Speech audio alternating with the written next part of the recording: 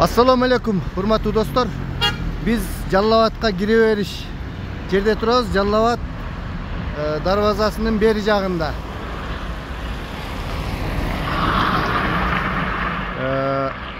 Mına şul жерде Madumaratta деген çayxana var. Бул кезинде эң bir популярный деп коебуз бу çayxana болгон. Бул çayxana bir гана ушул жерде манты болот эле. Биз атам экөөбүз да ушул жерге келип manты жеп кеткенбиz. Азыр эми 5 manты, 3 manты деп мантылар көп. Мантынын королу ушул жерде болот эле. Мына ушул Madumaratta çayxанасында. Мына азыр да аябай сонун бул жерде мантылар бар. Келип бир даам сызып кетсеңиздер болот.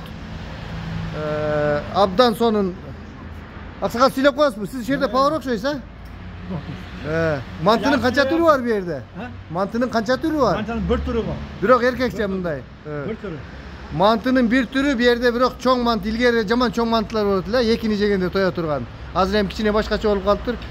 Ушул жерге келип ушул Жаллабадтан бир ушул Madumarattанын мантысынан ооз тийип жеп көрүп кетиңиздер. Бул жер убагында тарыхый Madumaratta өзү негиздеген жер да бу жер.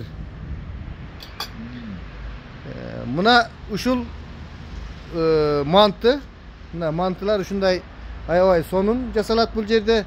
Gelingizler Madumaratta'nın öz убагында öte popülerni болгон mantısынан ооз тийип кетиңиздер. Sizler için atayın bir Жаллабадтын жакшы жердеги mantысын тартып койдум. Айрыкча бул жерде жайында сонун, мондай көлөкөдө отуруп алып манты жеп мазза кыласыңар.